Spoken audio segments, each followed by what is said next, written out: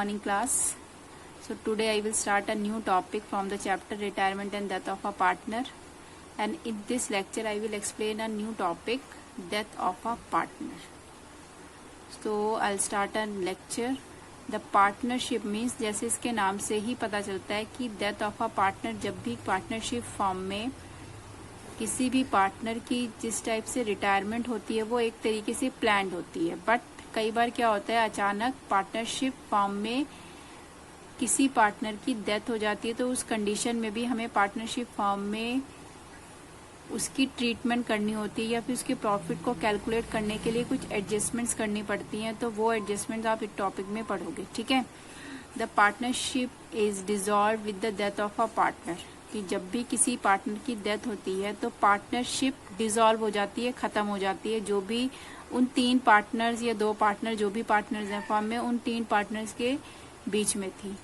But how ever the firm will continue among the remaining partner. लेकिन dissolve का meaning ये है कि जब भी किसी पार्टनर की डेथ होती है तो उस कंडीशन में सिर्फ उनके बीच जो एग्रीमेंट होता है उसकी डेथ के बाद वो खत्म हो जाता है, लेकिन पार्टनरशिप फर्म वैसे ही कंटिन्यू रहती है विद रिमेनिंग पार्टनर्स से. ठीक है. So when a partner dies, जब भी एक पार्टनर की डेथ होती है, his heirs are entitled the amount due and the right which a retiring partner has. ठीक है. तो जब भी कोई पार्टनर, किसी की भी पार्टनर की पार्टनरशिप फॉर्म में मृत्यु हो जाती है, तो हायर्स का मीनिंग ये होता है उसका वारिस, जो भी उस पार्टनर का, जो भी उसकी फैमिली में जो भी उसका वारिस होगा, वाइफ होगी, बेटा होगा या कोई और पार्ट, जो भी उसकी तरफ से उसके बिहाफ पे अपना वो राइट शो करता हो वो पर्सन. ठीक है. तो उसको हायर बोलेंगे. तो when a partner dies his heirs are the entitled to the amount due, तो उसके के जो भी प्रतिनिधि होंगे उनको वो राइट होगा कि जो भी उसको अमाउंट ड्यू होगी वो कौन लेगा, रिटायरिंग पार्टनर का जो भी हायर है. तो जब भी किसी पार्टनर की डेथ होती है तो जो भी उसका हायर होता है उसको राइट होता है उस ड्यू अमाउंट को लेने का जो रिटायरिंग पार्टनर को मिलने वाली होती है. ठीक है. So when a partner dies we have to calculate, कि जब भी कोई पार्टनर की डेथ हो जाती है तो we have to calculate these terms. हमें बहुत सारी टर्म्स को कैलकुलेट करना होता है, just like as we calculated in the concept of retirement of a partner. अब जैसे आप पढ़ रहे हो, ये चैप्टर किसका नाम ही है, retirement and death of a partner. तो हमने अभी तक वो वाला कंसेप्ट पढ़ा था जिसमें कोई पार्टनर क्या होता था, रिटायर होता था. लेकिन अब हम वो कंसेप्ट पढ़ेंगे जिसमें पार्टनर रिटायर नहीं हो रहा, उसकी अचानक मृत्यु हो जाती है. तो उस कंडीशन में आप अपने बुक्स ऑफ अकाउंट में उसकी कैलकुलेशन कैसे करोगे. ठीक है. तो यहाँ पे कंडीशन क्या है, व्हेन अ पार्टनर, जब भी कोई पार्टनर जिसकी डेथ हो जाती है तो उस कंडीशन में हम उसके प्रॉफिट को कैसे कैलकुलेट करेंगे. और ये कैलकुलेशन आपको वैसे ही करनी है, या कुछ कंसेप्ट की कैलकुलेशन आपको वैसे ही करनी है जैसे आप कौन से टॉपिक में करते थे, आप रिटायरमेंट ऑफ अ पार्टनर के केस में करते थे. जैसे हम कुछ टॉपिक हमने अभी तक, आप हर एक चैप्टर में change in profit sharing ratio में भी आप पढ़ रहे हो, इन टॉपिक्स को एडमिशन ऑफ अ पार्टनर में भी आप लोगों ने पढ़ा है. देन रिटायरमेंट, अभी जो ये चैप्टर है जिसे हमने कंटिन्यू किया, उस चैप्टर में भी इन कंसेप्ट्स को हमने पढ़ा हुआ है.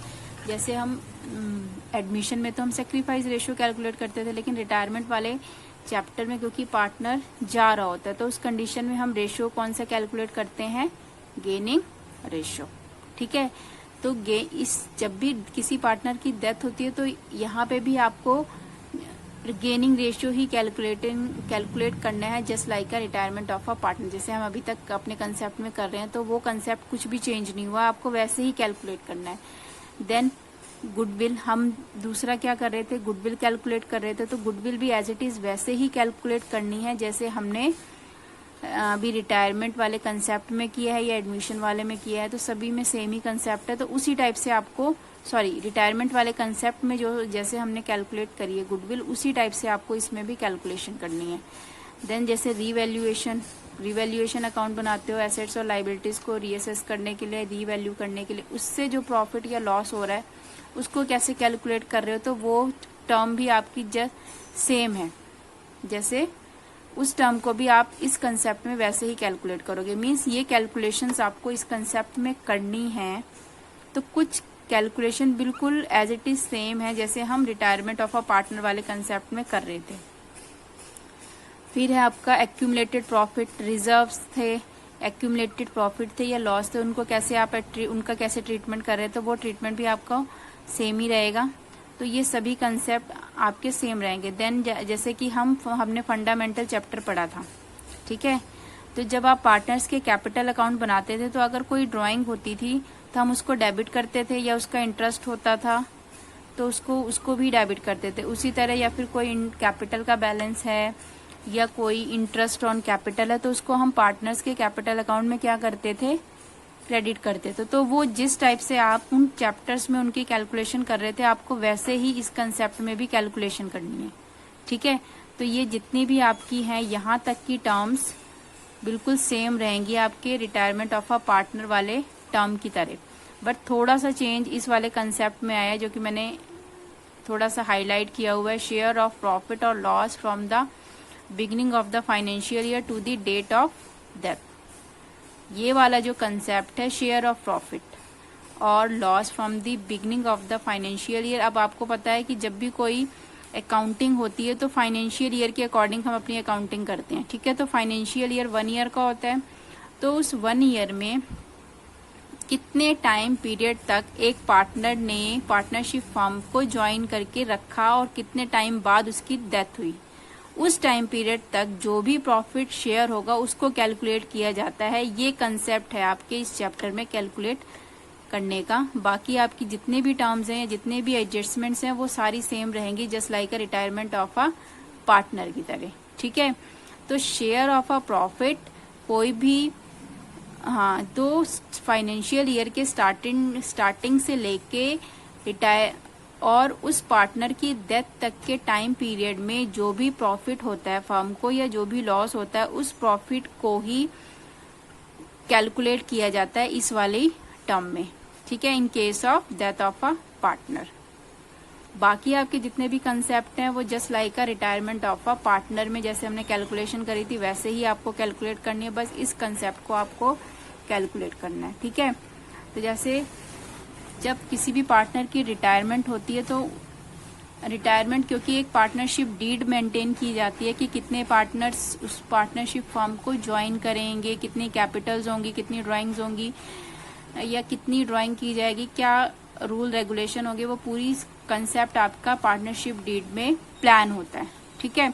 तो इस वजह से बाय चांस कोई पार्टनर अगर रिटायर होना चाह रहा है बाय विल या जैसे भी उनकी पार्टनरशिप डीड में है तो वो पूरी तरीके से उसको क्या माना जाता है, प्लान्ड। मीन्स पहले से ही वो प्लान्ड है, एज ए एग्रीमेंट वो कंसेप्ट चल रहा है। लेकिन बाय चांस अगर किसी पार्टनर की डेथ हो जाती है, उसकी मृत्यु हो जाती है, तो उस कंसेप्ट को हम क्या बोलते हैं, अनप्लान्ड। मीन्स किसी की जो डेथ होती है वो आपको बता के नहीं आती कि आज मेरी डेथ होने वाली, तो मीन्स वो क्या होता है, एक अनप्लान्ड। दैट्स वाई जो भी उसका हायर होता है, जो भी उसका प्रतिनिधि होता है, उसको ये राइट होता है उस टाइम पीरियड तक जो भी फर्म का प्रॉफिट होता है उस फाइनेंशियल ईयर में उसकी डेथ तक के टाइम पीरियड में वो किसको मिलता है, उसके हायर को, ठीक है। तो इस वजह से बोला जाता है कि जो रिटायरमेंट होता है वो प्लान्ड होता है और जो डेथ ऑफ अ पार्टनर वो अनप्लान्ड होता है किसी भी टाइम, क्योंकि किसी भी पार्टनर को जो भी उसके एग्जिस्टिंग पार्टनर्स होते हैं उनको पता नहीं होता कब किसकी डेथ हो जाए, इस वजह से उसे अनप्लान्ड बोला। तो इस वजह से हम जो भी प्रॉफिट्स होते हैं उसकी फाइनेंशियल ईयर के स्टार्टिंग से लेके उसकी डेथ तक के टाइम पीरियड के उसको हम कैलकुलेट करते हैं ताकि उसके जो भी हायर्स हैं उनको वो प्रॉफिट शेयर दिया जा सके उसकी मृत्यु होने के बाद, ठीक है। अब कहते हैं पार्टनरशिप डिस्क्राइब द मेथड। अब जो भी पार्टनरशिप डीड होती है जिसमें सारे एग्रीमेंट्स लिखे जाते हैं वो क्या डिस्क्राइब करती है, method of determining profit for this period. उस पार्टनरशिप डीड में वो सभी मेथड डिस्क्राइब किए जाते हैं कि इस टाइम पीरियड में कौन कौन से मेथड्स को आप ऑप्ट करोगे, ठीक है। तो पहली चीज तो ये है, आप जब भी आप डेथ ऑफ अ पार्टनर की बात करते हैं, ठीक है, तो डेथ ऑफ अ पार्टनर की कंडीशन में जिस पार्टनर की मृत्यु होती है, जो पार्टनर मर जाता है, उस पार्टनर को किस नाम से पुकारा जाता है? Deceased partner. मीन्स हम अपनी बुक्स ऑफ अकाउंट में उसे क्या नाम देते हैं? Deceased partner. ठीक है।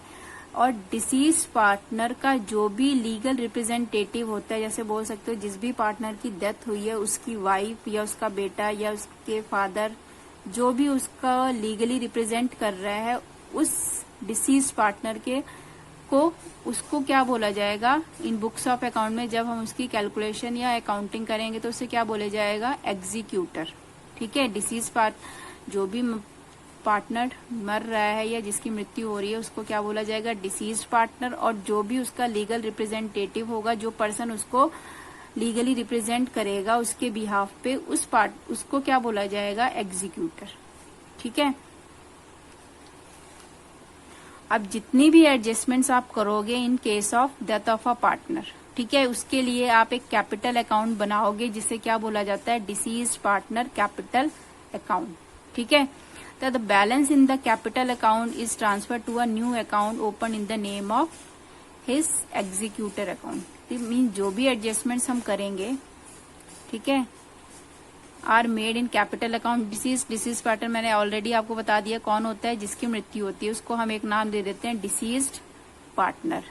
ठीक है। एंड आफ्टर दैट जो भी बैलेंस होता है कैपिटल अकाउंट का, उसको कहाँ ट्रांसफर कर दिया जाता है? डिसीज पार्टनर में। And after that the balance in the capital account is transfer to the new account open in the name of his executor account. और आफ्टर दैट मीन्स हमें पहले बताना है किसका अकाउंट? डिसीज पार्टनर का। और after that all calculation we have to transfer this amount to the account which is called executor account. ठीक है। तो ये सभी टर्म्स आपको कैलकुलेट करने के बाद डिसीज पार्टनर के कैपिटल अकाउंट के बैलेंस को कहाँ ट्रांसफर करना है? Deceased partner executor account. तो इसके लिए एक जनरल एंट्री होती है, that is deceased partners capital account debit to deceased partner executors account. आपको ये एंट्री पास करनी है इन केस ऑफ दिस। सभी मीन्स जो भी हम अकाउंट प्रिपेयर करेंगे, उस अकाउंट को प्रिपेयर करने के बाद एंट्री करनी है deceased partner capital account debit to deceased partners executors account. क्योंकि 2020 और 21 सेशन में आपके सिलेबस से कुछ टर्म्स आपकी डिलीट हो चुकी हैं। That's why we do not discuss deceased partner capital account. Deceased partner के कैपिटल अकाउंट को हम यहाँ पे डिस्कस नहीं करेंगे, बिकॉज ये आपके सिलेबस से ऑलरेडी हटा दिया गया है। ठीक है। तो इस एक तो हो गया आपका डिसीज पार्टनर कैपिटल अकाउंट, दूसरा हो गया एग्जीक्यूटर अकाउंट। दोनों ही टर्म्स को आपके सिलेबस से ऑलरेडी हटा दिया गया है। सिर्फ प्रॉफिट जो होता है एग्जीक्यूटर को जो गिवन होता है, उस प्रॉफिट को ही कैलकुलेट किया जाता है इस नए सिलेबस के अकॉर्डिंग। तो वही मैं आपको यहाँ पे एक्सप्लेन करूंगी। रफली मैं आपको बता देती हूँ डिसीज पार्टनर कैपिटल अकाउंट वैसे होता कैसे है, किस टाइप से उसका फॉर्मेट हो, लेकिन ऑलरेडी वो आपके सिलेबस से हटा दिया गया है। ठीक है। This is the format. Disease partner का जो कैपिटल अकाउंट अगर आप बनाओगे तो इस टाइप का कैपिटल अकाउंट होता है। जैसे हम नॉर्मली कैपिटल अकाउंट अभी तक बना रहे थे, तो हम तीनों ही पार्टनर्स के कैपिटल अकाउंट प्रिपेयर कर रहे थे, लेकिन क्योंकि पार्टनर की डेथ हो गई है, इस वजह से हमने उसको एक नाम दे दिया है डिसीज्ड पार्टनर कैपिटल अकाउंट, जो कि अभी जिसकी मृत्यु हो गई, तो हमने उसको नाम दे दिया है डिसीज पार्टनर कैपिटल अकाउंट। तो उस कंडीशन में आप सेपरेट एक अकाउंट बनाओगे उसका कैपिटल अकाउंट। ऑफ कैलकुलेशन वैसे ही आपको करनी है जैसे हम पहले क्या लिखते थे, बैलेंस बीडी, जो भी कैपिटल अकाउंट का बैलेंस होता था, तो वैसे ही आपको बैलेंस पीडी लिखनी है। तो अगर कोई करंट अकाउंट मीन्स अगर आपकी कैपिटल फिक्स है तो हम करंट अकाउंट भी प्रिपेयर करते हैं, तो उस कंडीशन में करंट अकाउंट के जो भी बैलेंसेज होंगे वो भी यहाँ पे आप ट्रांसफर करोगे। देन कैपिटल अकाउंट में हम रिवैल्यूएशन के प्रॉफिट और लॉसेज होते हैं वो ट्रांसफर करते हैं। एक्यूमुलेटेड प्रॉफिट्स होते हैं जैसे जनरल रिजर्व हो गया, या प्रॉफिट एंड लॉस के बैलेंसेज होते हैं वो भी पार्टनर्स के कैपिटल अकाउंट में डिवाइड होते हैं, वो भी शेयर डिवाइड होता है। ठीक है। या फिर गुडविल होता है, जो उसकी शेयर की गुडविल होती है। तो अभी तक आप रिटायरमेंट वाले कंसेप्ट में गेनिंग रेशियो में डिवाइड कर रहे थे, तो उसी तरीके से आपको उसको डिवाइड करना है। और जैसे बाय चांस वो कंडीशन होती है अगर इंटरेस्ट ऑन कैपिटल पे इंटरेस्ट भी दिया जा रहा है, या कोई कमीशन या सैलरी दी जा रही है, तो उस कंडीशन में आपको वो भी मेंशन करना है। फॉर्मेट बिल्कुल सिंपल है, जैसे आप कैपिटल अकाउंट में प्रिपेयर करते हो, बस हमने उसको एक सेपरेटली प्रिपेयर कर दिया और नाम दे दिया डिसीज्ड पार्टनर कैपिटल अकाउंट। ठीक है, उसी तरह डेबिट साइड ये आपकी होती है debit side and this is credit side. तो डेबिट साइड में भी आपको वैसी कैलकुलेशन जैसे profit and loss, profit and loss का अगर कुछ लॉस आ रहा है तो वो लॉस का बैलेंस आ जाएगा। ठीक है, एक्यूमुलेटेड, नॉट एक्यूमुलेटेड मीन जो हम रिजर्व और प्रॉफिट के बैलेंसेस होते हैं उसकी बात कर रही हूँ मैं। देन रिवैल्यूएशन में अगर लॉस होता है, board loss, drawing, drawing already हम डेबिट साइड ही लेते हैं पार्टनर्स के कैपिटल अकाउंट में, that's why we take in this side. Interest on drawing, profit and loss account अगर लॉस हो रहा है तो। ठीक है, अच्छा ये मैंने 2 बार लिख दिया, तो ये एक ही बार आपको लिखना है। तो आपको सभी कैलकुलेशंस करने के बाद जो भी बैलेंसिंग फिगर होगी, अभी तक हम क्या लिखते थे, टू बैलेंस सीडी, बट क्योंकि डिसीज पार्टनर का कैपिटल अकाउंट है ऑलरेडी वो मर चुका है, तो उस कंडीशन में उसका जो भी पैसा होगा वो किसको मिलेगा, उसके प्रतिनिधि को मिलेगा, जिसको हम क्या नाम देते हैं, एग्जीक्यूटर अकाउंट। तो आपको यहाँ पे डेबिट साइड सारी एंट्री को बैलेंस सीडी में कन्वर्ट नहीं करना है, आपको लिखना है सी इज एग्जीक्यूटर, क्योंकि यहाँ सी इज मीन्स मान के चल रहे हैं हम जो डिसीज पार्टनर है वो सी है। ये यहाँ पे लिख सकते हो आप डिसीज पार्टनर, अगर किसी को नहीं समझ में आ रहा है तो डिसीज एग्जीक्यूटर अकाउंट। और अगर पार्टनर ए बी सी है तो अगर सी की मृत्यु हो रही है तो आपको क्या लिखना है, सी इज एग्जीक्यूटर अकाउंट। आगे क्या है, तो ये वाला कंसेप्ट ऑलरेडी आपके सिलेबस में इस साल नहीं है, तो हम इस अकाउंट को नहीं प्रिपेयर करें। मैंने रफली आपको एक्सप्लेन कर दिया कि बाय चांस कैसे उसकी प्रिपरेशन होती है अगर डिसीज पार्टनर कैपिटल अकाउंट बनाया जाता है। ठीक है, तो आपको इस टाइप से फॉर्मेट बनाना है। आगे क्या है, इन केस ऑफ, अब जैसे यहाँ पे जो बैलेंस आया है वो कौन सा बैलेंस है, डेबिट बैलेंस है। In case there is a debit balance in deceased partner capital account, it is recovered from the, कई बार क्या होता है उसको पेमेंट करने की वजह, जैसे हमने यहाँ पे कैपिटल अकाउंट का जो भी बैलेंस आया है वो डेबिट बैलेंस आया, मीन्स हमारी क्रेडिट साइड उसको पेमेंट्स या फिर बोल सकते हो रिसीप्ट्स ज्यादा हैं और लॉसेस कम है, तो उस कंडीशन में जो भी डिफरेंस आएगा वो आप एग्जीक्यूटर, उसके एग्जीक्यूटर को पे करोगे। लेकिन कई बार कंडीशंस क्या हो जाती है कि उसको लॉसेस ज्यादा हो जाते हैं लेकिन उतनी रिसीप्ट्स नहीं होती, तो उस कंडीशन में जो बैलेंस आता है वो कौन सा आ जाता है, डेबिट बैलेंस आ जाता है। तो उस कंडीशन में जो भी कमी आ रही होती है, अब इस कंडीशन में तो हम उसको पे कर रहे हैं, लेकिन कई बार क्या होती है कंडीशन कि जो भी बैलेंस होता है उसे पे करने के बजाय उसकी पर्सनल स्टेट से या उसकी खुद निजी संपत्ति से भी कुछ पैसा लेना पड़ जाता है। तो उस कंडीशन में आपको यहाँ पे क्या एंट्री करनी है, in case there is a debit balance in deceased partner capital account, it is recovered from the private state of the deceased partner. उस कंडीशन में आपको जो भी पैसा या जो भी बैलेंस यहाँ पे कैलकुलेशन होगी उस पैसे को उस कंडीशन, अब डेबिट बैलेंस कैसे होता है, जब आपकी ये वाली साइड हम इसको डेबिट मान के चलते हैं, ठीक है, और इसको मान के चलते हैं क्रेडिट। अभी ये वाली साइड हमारी क्रेडिट साइड ज्यादा है और डेबिट साइड कम है, मीन्स हमारा जो बैलेंस कैलकुलेट हुआ है वो कौन सा बैलेंस है, डेबिट बैलेंस।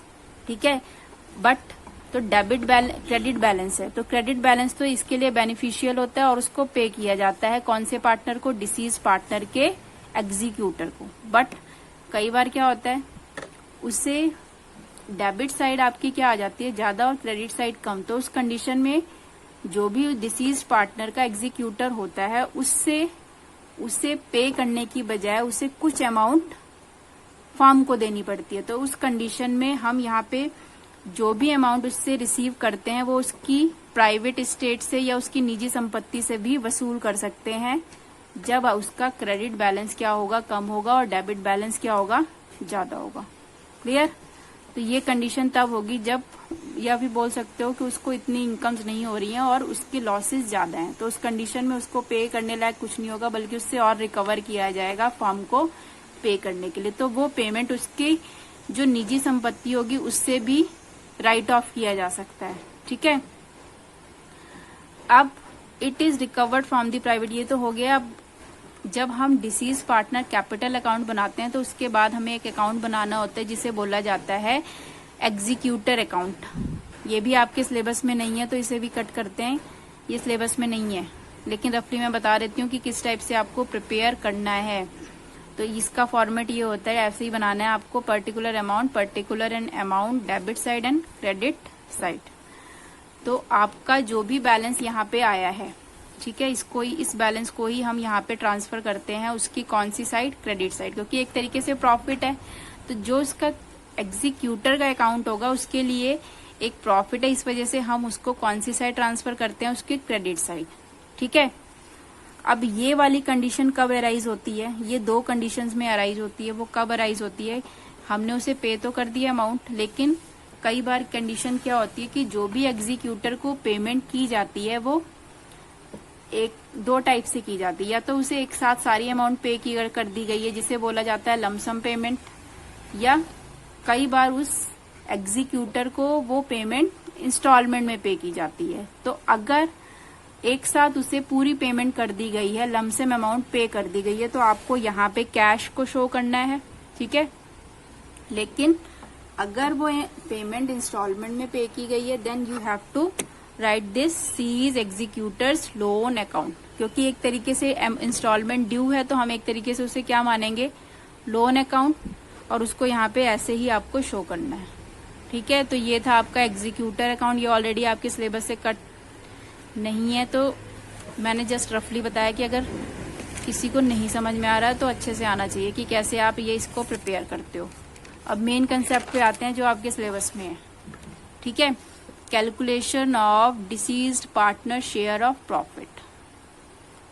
यहाँ पे हम ये ऑलरेडी आपको प्रिपेयर करना है, this is also included in your syllabus. ठीक है, तो calculation of deceased partner share of profit, जो भी पार्टनर, जिस भी पार्टनर की डेथ हुई है उसे हम डिसीज्ड पार्टनर बोलते हैं। तो उस डिसीज्ड पार्टनर का शेयर कितना शेयर होगा, मीन्स पूरे फाइनेंशियल ईयर में उसकी डेथ तक के टाइम पीरियड में उस प्रॉफिट को कैसे कैलकुलेट करना है, तो वो कैलकुलेशन आपको यहाँ पे करनी है। ठीक है, मान के चल रहे हैं हम यहाँ, जैसे ए, बी और सी तीन पार्टनर हैं। ठीक है, ये तीन पार्टनर हैं और मृत्यु हो जाती है किसकी, सी की। ठीक है, तो ये आपका फाइनेंशियल ईयर है जो कि कब स्टार्ट होता है, 1 अप्रैल 2020 से मान लो इसको, और ये 1 अप्रैल से लेके 31 मार्च 2021 ये फाइनेंशियल ईयर है, और ये पार्टनरशिप फर्म का फाइनेंशियल ईयर है। अब जो सी था उसकी डेथ हो जाती है। ठीक है, अब उसकी डेथ कौन सी डेट को होती है, 30 जून को। कौन सी डेट की हुई है, after 3 months he had died, 3 महीने के बाद उसकी मृत्यु हो जाती है। तो उन 3 महीनों में जो भी उसका प्रॉफिट होगा उसको यहाँ पे कैलकुलेट किया जाएगा।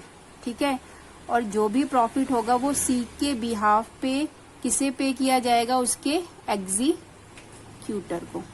ठीक है, तो यहाँ पे ये आपका फाइनेंशियल ईयर है। इस फाइनेंशियल ईयर में अगर साल के बीच में ही उसकी मृत्यु हो जाती है, तो जिस टाइम पीरियड तक उसने फर्म को कंटिन्यू किया, तो उस टाइम पीरियड पे उसका जितना भी प्रॉफिट होगा वो यहाँ पे हम कैलकुलेट करेंगे, और जो भी कैलकुलेशन होगी वो किसको पे किया जाएगा, डिसीज पार्टनर के एग्जीक्यूटर को या उसके प्रतिनिधि को। ठीक है, तो deceased partner executor are entitled to he share of profit till the date of death. उसका राइट होता है कि उसकी मृत्यु से पहले तक, जब तक उसने उस फर्म को कंटिन्यू किया उस टाइम पीरियड तक उसको वो प्रॉफिट मिलना चाहिए, और उस बैलेंस शीट में उसका जितना भी प्रॉफिट था उसके डेथ से पहले उस सभी पे उसका राइट होता है। Share of profit from the date of last balance sheet to the date of death is credited to the deceased partner capital account. Means उसकी डेथ से पहले तक जो भी प्रॉफिट था उसके किसको ट्रांसफर करना है, डिसीज पार्टनर के कैपिटल अकाउंट में ट्रांसफर करना है। ठीक है, अगर प्रॉफिट है तो। ठीक है, अगर प्रॉफिट है देन हम उसे क्रेडिट करेंगे डिसीज पार्टनर के कैपिटल अकाउंट में, and debited to profit and loss suspense account और कंटिन्यूइंग पार्टनर कैपिटल अकाउंट। जो भी प्रॉफिट होगा उसे आपको क्या करना है, डिसीज पार्टनर के कैपिटल अकाउंट में क्रेडिट करना है। और कहाँ डेबिट करना है, profit and loss account, suspense account की कंडीशन में दो कंडीशंस होंगी इस वाले केस में, या तो आप profit and loss suspense account में करोगे डेबिट, या फिर दूसरी कंडीशन होगी कंटिन्यूइंग पार्टनर्स कैपिटल अकाउंट में। तो ये अलग अलग केस होंगे, किस टाइम पे आपको profit and loss suspense account को डेबिट करना है और किस टाइम पे आपको कंटिन्यूइंग पार्टनर्स के कैपिटल अकाउंट को डेबिट करना है, वो मैं अब एक्सप्लेन करूंगी कि कैसे होगी कंडीशन। ठीक है। So when profit sharing ratio of remaining और continuing partner does not change. हम लोग गेनिंग रेशियो कैलकुलेट कर रहे थे अभी तक कंसेप्ट में रिटायरिंग ऑफ अ पार्टनर में, तो आपको यहाँ पे भी वैसे ही कैलकुलेशन करनी है जैसे आप रिटायरमेंट ऑफ अ पार्टनर की कंडीशन में कर रहे थे। ठीक है। तो when profit sharing ratio of a remaining और continuing partner does not change, कई बार क्या होता है कि किसी पार्टनर के जाने से या किसी पार्टनर की डेथ के बाद जो भी ओल्ड पार्टनर्स होते हैं उनके प्रॉफिट में कोई भी चेंज नहीं होता है। ठीक है। तो उस कंडीशन में आपको कौन सी एंट्री पास करनी है, profit and loss suspense account debit to deceased partner capital account. मैंने एक कंसेप्ट बताया ना कि आपको डेबिट दो टाइप से करना है, या तो profit and loss suspense account को आप डेबिट करोगे, या दूसरी कंडीशन होगी रिमेनिंग पार्टनर्स जो पार्टनर की डेथ के बाद बच जाते हैं उनको डेबिट करना है। तो पहले केस में profit and loss suspense account को कब डेबिट करना है, जब प्रॉफिट शेयरिंग रेशियो में कोई चेंज नहीं आएगा, या फिर रिमेनिंग पार्टनर्स के शेयर में जब कोई चेंज नहीं आता है तो हम कौन सी एंट्री पास करते हैं, profit and loss suspense account debit to deceased partner capital account. ठीक है। और दूसरी कंडीशन क्या है, when profit sharing ratio of remaining और कंटिन्यूइंग पार्टनर्स चेंजेस। पहले केस में क्या है, पार्टनर की डेथ के बाद जो भी पुराना रेशियो है उसमें कोई चेंज नहीं आया, या जो भी रिमेनिंग पार्टनर्स हैं उनके शेयर में कुछ भी चेंज नहीं आया, तो उस कंडीशन में आपको सस्पेंस अकाउंट को डेबिट करना है और डिसीज पार्टनर अकाउंट को क्रेडिट करना है। लेकिन अगर प्रॉफिट शेयरिंग रेशियो में कुछ चेंज आया तो आपको यहाँ पे profit and loss suspense account की जगह किसको डेबिट करना है, continuing partners capital account to deceased partners capital account. तब आपकी एंट्री में थोड़ा सा चेंज हो जाएगा। तो ये दो कंडीशंस हैं, प्रॉफिट में चेंज नहीं होता है तब profit and loss suspense account को डेबिट करना है, अगर चेंज होता है तब आपको एंट्री करनी है कंटिन्यूइंग या गेनिंग पार्टनर्स के कैपिटल अकाउंट को करना है डेबिट, और किसको क्रेडिट करना है, डिसीज पार्टनर के कैपिटल अकाउंट को। क्लियर। ये तो थी दोनों प्रॉफिट की कंडीशन। कई बार फर्म को लॉस भी हो जाता है, या जो भी शेयर हम कैलकुलेट कर रहे हैं जरूरी नहीं है वो प्रॉफिट को ही शो करे, कई बार डिसीज पार्टनर को लॉसेस भी हो जाते हैं। तो उस कंडीशन में आपकी एंट्री में को क्या कर देना है, रिवर्स कर देना है। मींस जैसे हम यहाँ पे profit and loss suspense account को डेबिट कर रहे हैं, तब लॉस की कंडीशन में क्या करना है, आपको डिसीज पार्टनर को करना है डेबिट, और कहाँ ट्रांसफर कर देना है, to profit and loss suspense account. ठीक है। उसी तरह जब चेंज हो रहा है और लॉस हो रहा है तो आपकी एंट्री यहाँ पे भी रिवर्स हो जाएगी। तब आपको एंट्री क्या करनी है, deceased partner capital account debit to continuing partners capital account. Clear. तो ये दो एंट्रीज थी आपको जब आपको कैलकुलेशन करनी है प्रॉफिट को, डिसीज पार्टनर के शेयर ऑफ प्रॉफिट को। तो नेक्स्ट लेक्चर में मैं आपको यहाँ पे मेथड्स बताऊंगी, कौन कौन से मेथड से आप डिसीज पार्टनर के प्रॉफिट को कैलकुलेट करते हो। ठीक है। तो दो मेथड से किया जाता है, we will discuss in our next lecture. Clear. Now I am ending this lecture. I hope सभी को अच्छे से समझ में आ गया होगा। Thank you so much.